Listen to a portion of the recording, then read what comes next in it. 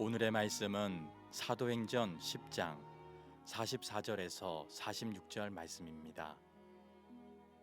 베드로가 이 말을 할 때에 성령이 말씀 듣는 모든 사람에게 내려오시니 베드로와 함께 온 할례 받은 신자들이 이방인들에게도 성령 부어 주심으로 말미암아 놀라니 이는 방언을 말하며 하나님 높임을 들음이로라.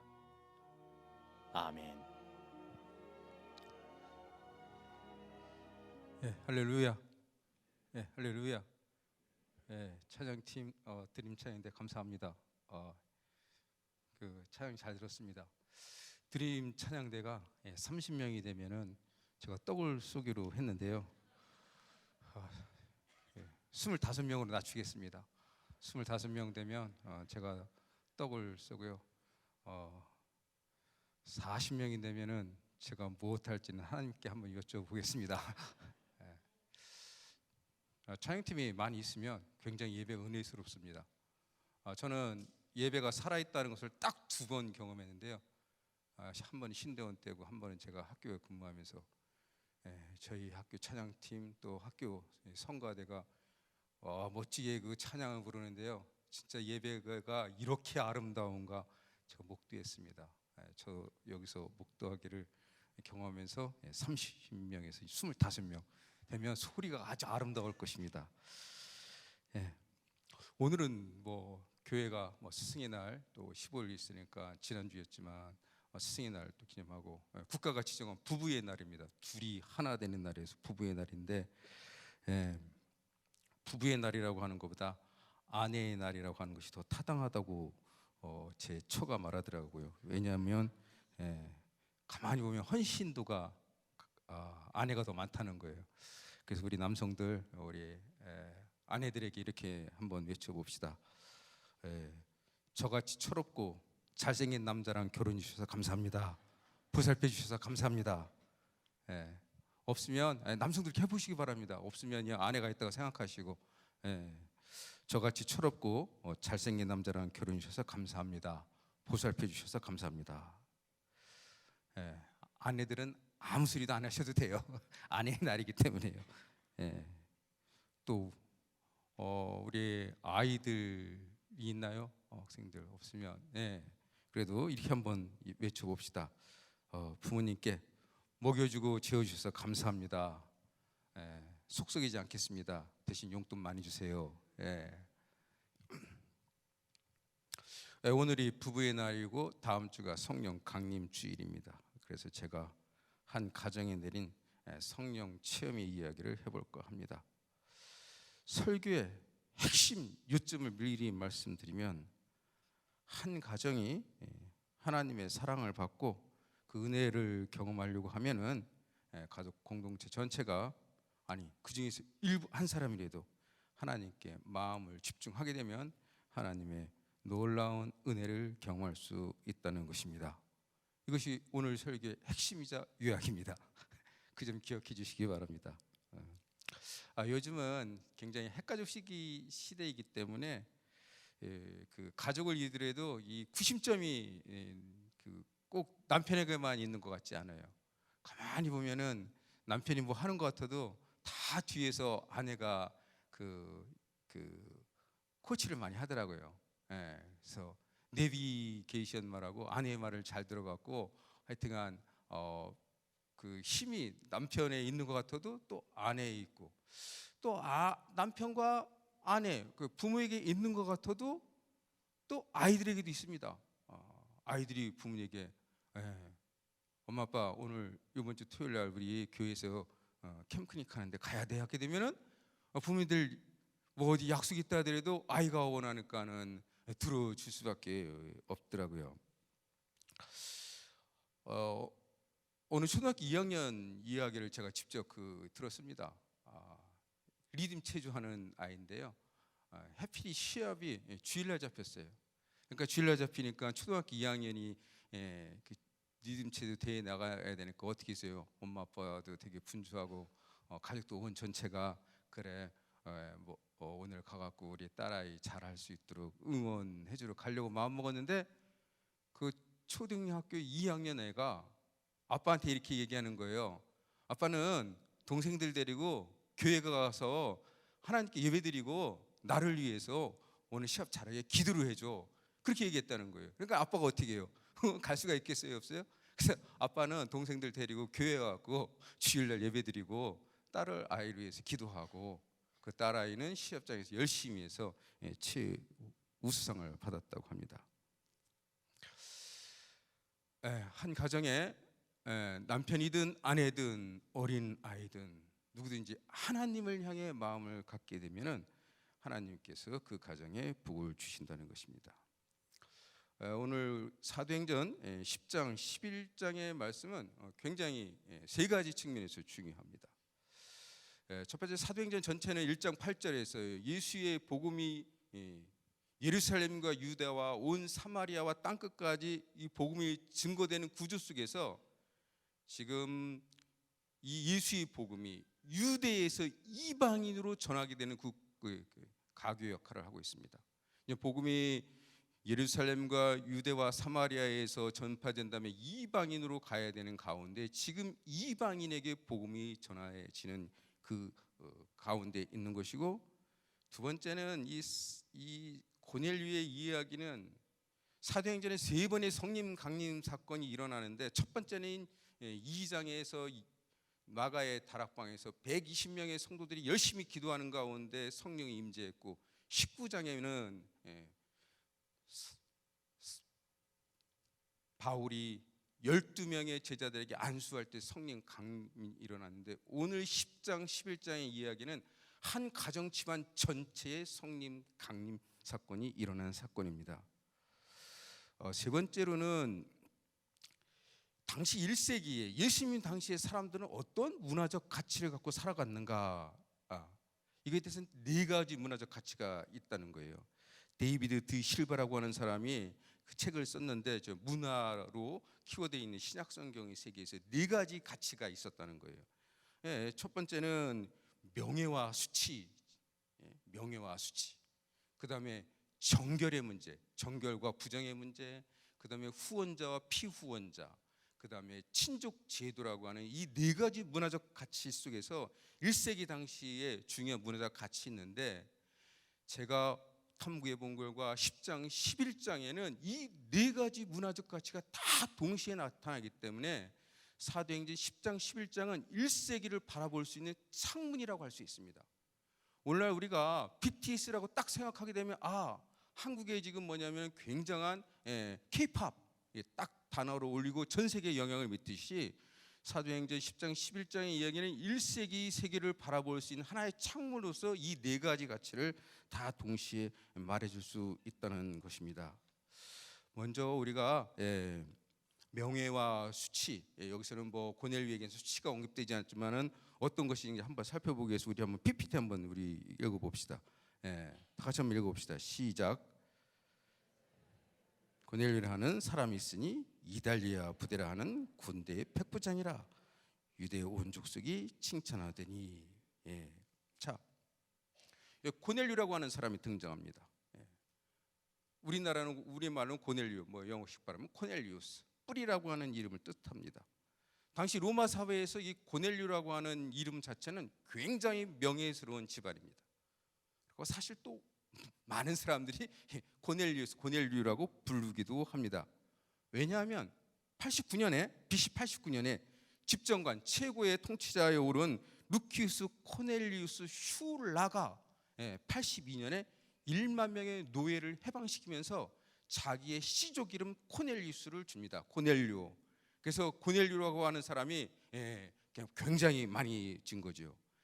우리 지금 사도행전 10장 11장에 등장하는 이 고넬료가 원래 이 고넬 시족 사람인지 아니면 노예에서 해방되는지는 알 수는 없으나, 그러나 고넬료라고 하는 이름 자체는 굉장히 명문 가문을 뜻합니다.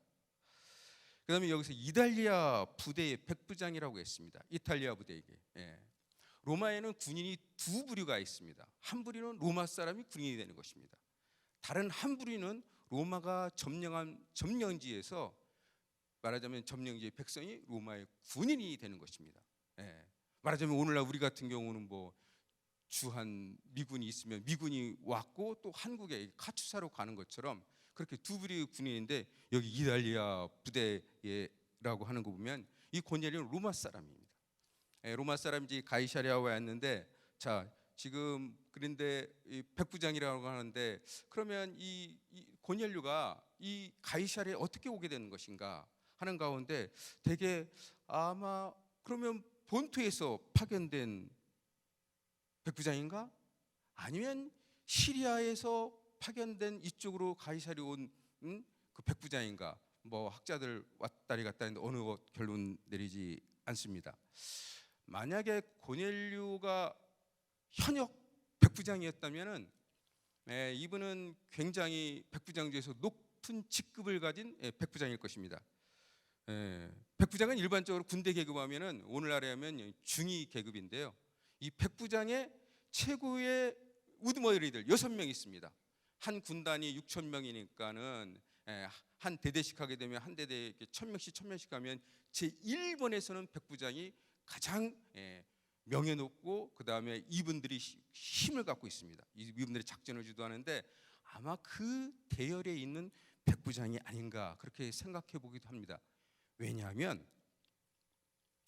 고넬료가 하나님을 갖다가 섬기기 때문에 군인들은 황제를 숭배하는데 황제 숭배가 아닌데 여기서 유대인의 종교를 갖다가 믿었다는 것은 그만큼 자유를 뜻하기 때문에 아마 이 고넬료는 백부장 중에서도 최고의 자리에 있는 백부장이 아닌가 이렇게 측도 해봅니다. 또 일부에서는 이 고넬료는 현역 군인이 아니라 아마도 퇴역한 백부장으로 퇴역한 사람이 아닐까 추측도 해봅니다. 왜 그러냐면 24절에 보면 친척과 가까운 친구들을 갖다가 지금 베드로의 말씀에 초대하는데 백부장은 아우구스투스 황제가 군인들을 결혼을 금지했습니다.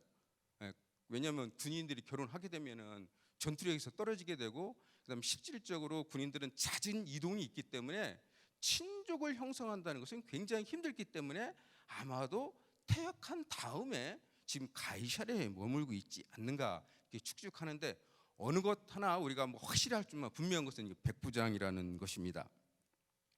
그다음에 중요한 것은 그가 가이사랴에 살았다는 것입니다. 가이사랴 한번 지도 보여주실래요? 예, 가이사랴는 사실은 저기 빨간 거 표시되어 있는 게 가이사랴입니다. 그 파란 게 그 예루살렘이고요.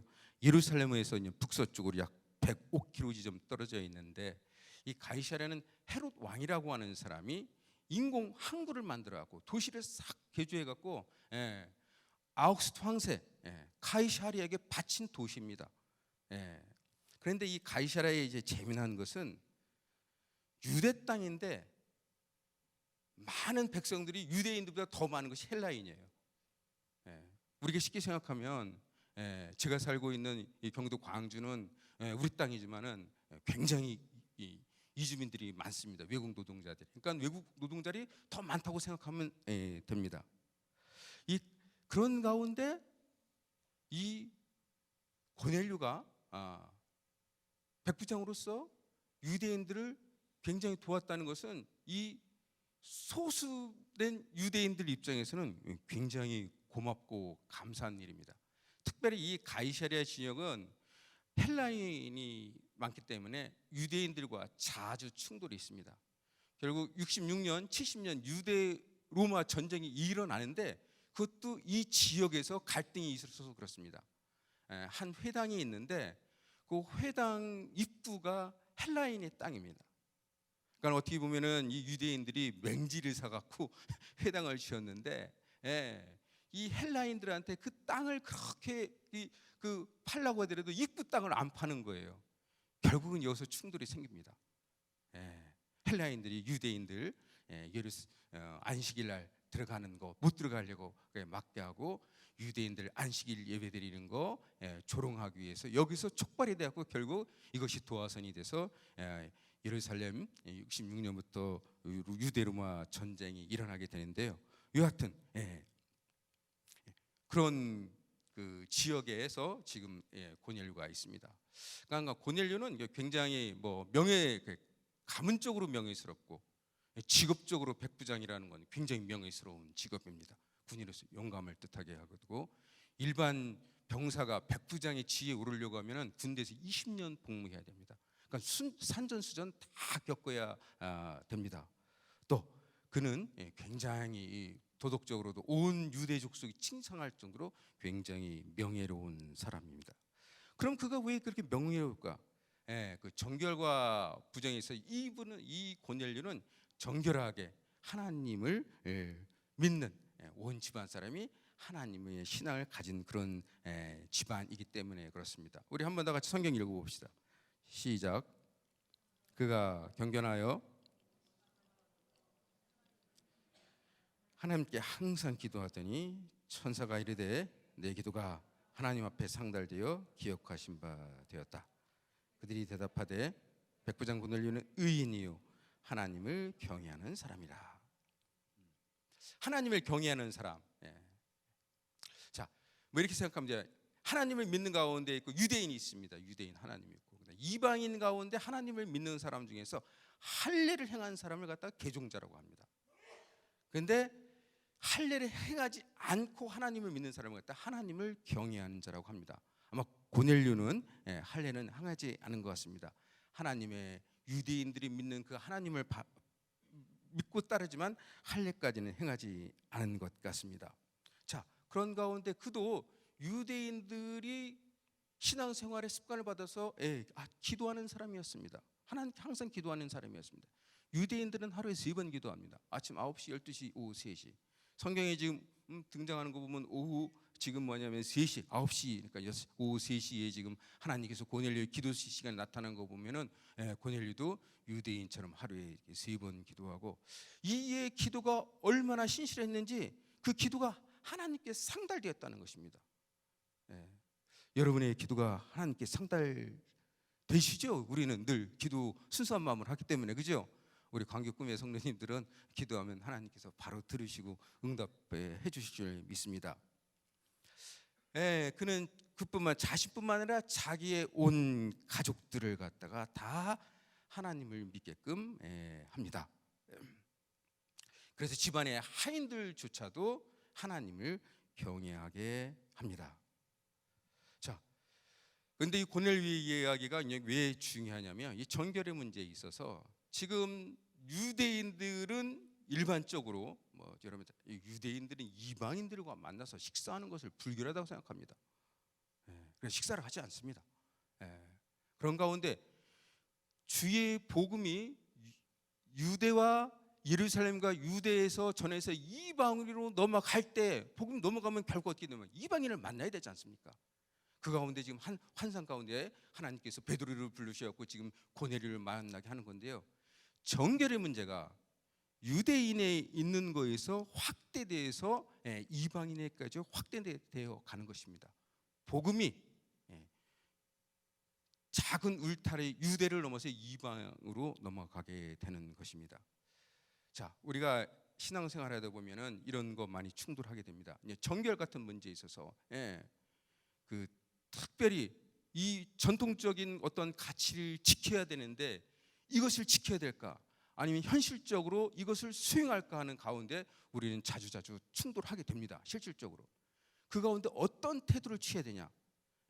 그것은 사랑의 관점에서 포용성을 취하라는 것입니다. 하나님께서 베드로에게 나타나 갖고 그 정말 유대인들이 먹지 않은 음식을 갖다가 먹으라고 한 것은 결국 말하잖아요. 내가 하나님께서 거룩하다고 하는 것을 왜 네가 속되다 하느냐? 그것은 사랑의 관점에서 포용력 있게 받아들이는 것입니다.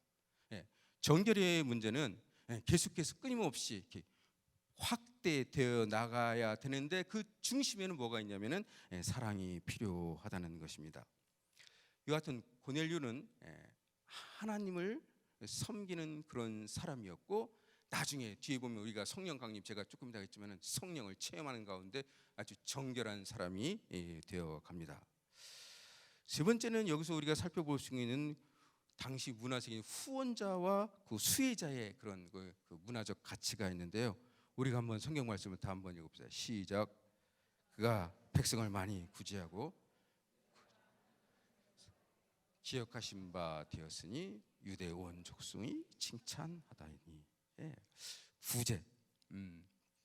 아마도 이게 고넬료는 여하튼 다른 백부장보다 굉장히 어떻게 보면 우리가 그 직급이 높았다고 또 축축하는 것 중 하나는 이게 구제를 많이 할 수 있었다는 것입니다. 일반 백부장이었으면 받는 급료가 한계가 있을 텐데 더 넉넉하게 아마 받지 않아 그렇게 추측해 볼 수 있는데, 여하튼 그 오늘날에는 뭐 이렇게 돈이 많다고 해갖고 돈이 많다고 해갖고 뭐 돈이 많으면 뭐 힘이 있겠지만 1세기 당시만큼 그렇게 힘을 이렇게 발휘하는 것은 아닙니다. 오늘날에 뭐 사람들이 그 뭐냐면 돈이 없으면은 돈 많은 사람한테 빌리지 않잖아요, 그죠? 어디 갑니까 우리? 은행 가잖아요. 은행 가서 대출 받으니까는 은행하고 우리가 거래하지 뭐 돈 많다고 해갖고 뭐 이렇게 그 사람한테 빌리지 않지만은 1세기 당시 같은 경우에는 굉장히 이제 돈이 많게 되게 되면은 많은 사람이 있게 되면은 빌리기도 하고 그 사람이 또 많은 그 구제를 사업에 하게 됩니다. 고넬료가 유대인들의 구제를 갖다가 굉장히 많이 한 것 같습니다. 앞서 구제도 하나님께 상달되었다고 보면은 일상경 한두 번 구제를 안 한 것 같아요. 굉장히 많이 구제를 한 것 같아요. 아마 일상의 삶 속에서 많이 유대인들을 보살펴 주었고, 뭐 실질적으로 삶에 필요한 거 도와주었고, 또 더불어서 아마 유대 회당이나 아니면 유대의 그 가이사랴 지역에 뭐 공공 건물을 짓는데 많이 후원하지 않았나, 그렇게 이제 생각해 볼 수가 있습니다. 자, 이런 가운데 인간관계가 형성되는 것입니다. 후원자 있고 피후원자 있고. 고넬료는 유대인들에게 후원자입니다. 많은 물질을 내놓음으로 유대인들을 돕습니다. 그러는 가운데 온 유대 족속이 고넬료의 그 구제를 통해서 칭찬하는 것입니다. 자, 한 가지 여기 우리가 생각해 볼 건 있는데요. 자, 우리 그리스도인의 후원자는 누구이십니까?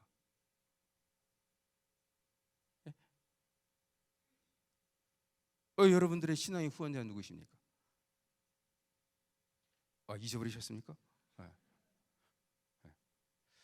우리 후원자는 주님 되시죠.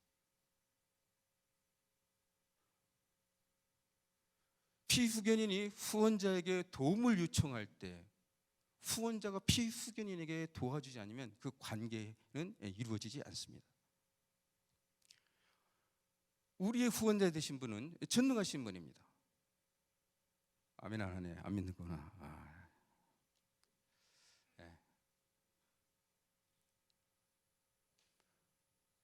우리가 하나님께 우리의 필요한 것들을 간구하면 하나님께서 들으시고 응답하십니다. 그래도 아멘 안 하시네요. 그래요. 제가 왜 그런가? 자, 제가 예수를 믿어도 내가 불안해. 뭐가 될지 불안하고 걱정하고. 그거 왜 그런지 알아요? 하나님, 솔직히 말해서 하나님 안 믿어서 그런 거예요. 나의 후원자가 나에게 후원을 안 해주겠지, 그렇게 생각하는데 뭐 후원이 이루어지겠어요? 그래서 그런 거예요. 여러분들 믿는 하나님은 전능하신 분이라니까요. 그냥 전능하신 분이 아니라니까요. 이 땅을 다스리고 저 너머의 세상까지 다시는 영생하시는 분이라니까요. 그걸 안 믿으니까는 예수를 믿어도 괜히 이거 불안해하고 뭐가 될까? 후원자는 우리가 기도하면 들으시고 응답해 주십니다. 우리는 어떻게 돼요? 거기에 충성을 하는 거예요. 배은망덕하게 되면 그 관계가 이틀어지는 거예요. 그렇습니다. 당시 고넬료는 유대인들에게 후원자 입장이었고, 유대인들은 그를 갖다가 칭송하는 그런 관계였습니다. 자, 그 가운데 또 한 가지 더 중요한 문화적 가치를 볼 수 있는데 친족 관계입니다. 친족 관계. 다 같이 한번 읽어봅시다. 시작.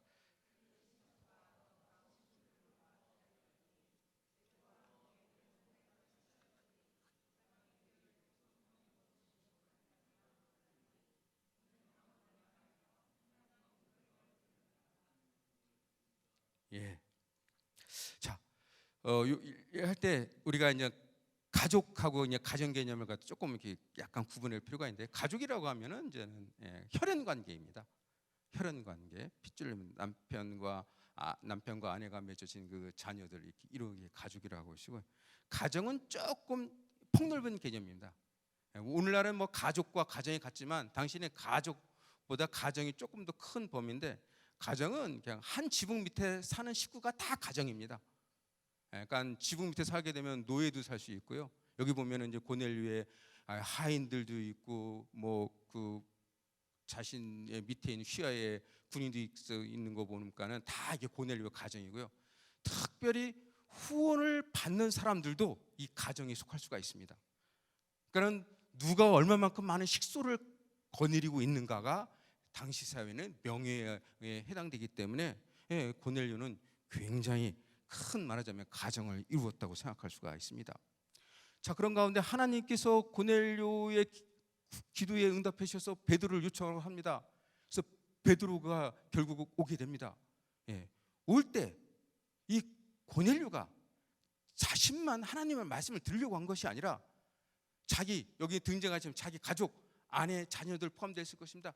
친족들, 친구 모두 추청합니다. 그런 가운데 베드로부터 하나님의 말씀을 듣습니다.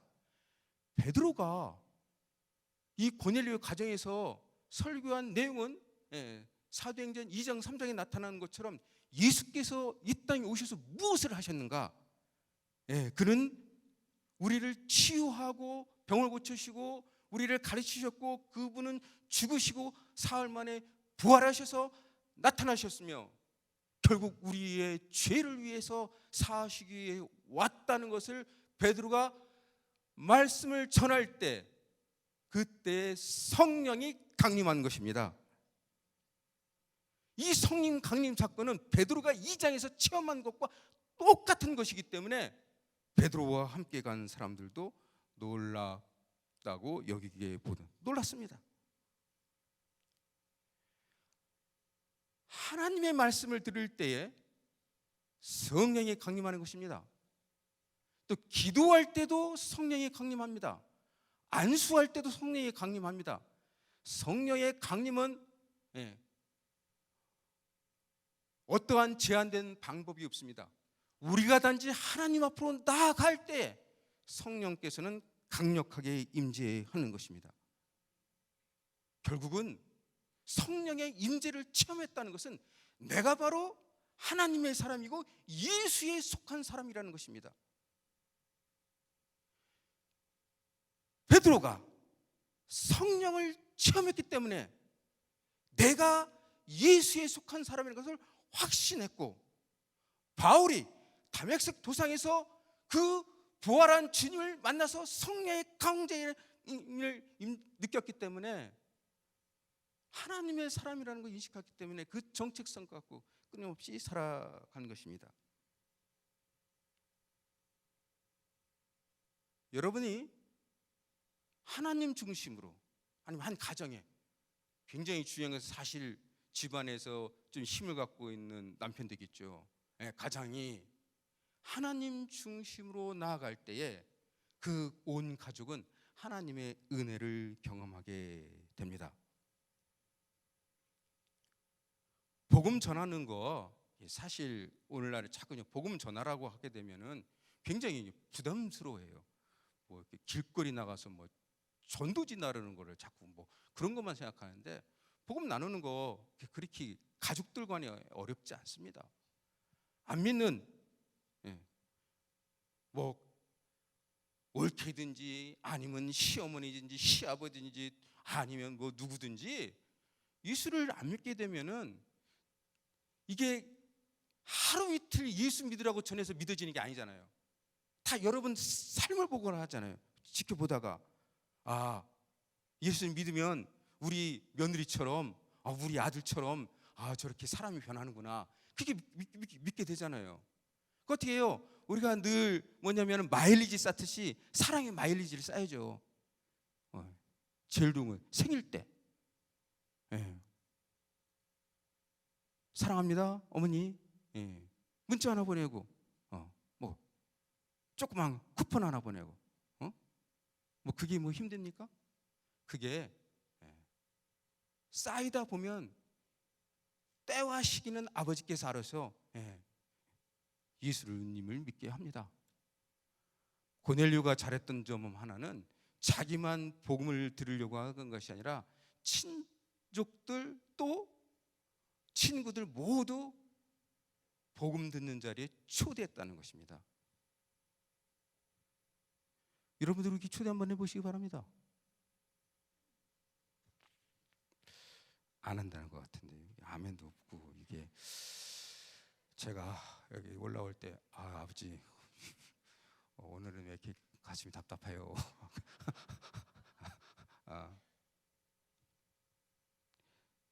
그건 제 불찰입니다. 제가 기도를 많이 안 하고 설교 준비한 것 같습니다. 자, 설교 결론을 맺으려고 합니다.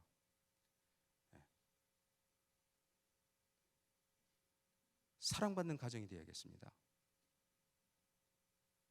사랑받는 가정은 제가 오늘 같은 헷갈릴 때는 아빠든 엄마든 어린아이든 그 누구 하나라도 하나님께 눈을 두고 시선을 두고 집중하면 하나님 앞으로 나아가면 됩니다. 그러면은 하나님께서 그 가정에 놀라운 은혜를 부어 주십니다. 여러분 누리고 싶습니까? 안 누리고 싶은 것 같아요. 자, 안 누리고 싶어요? 아유,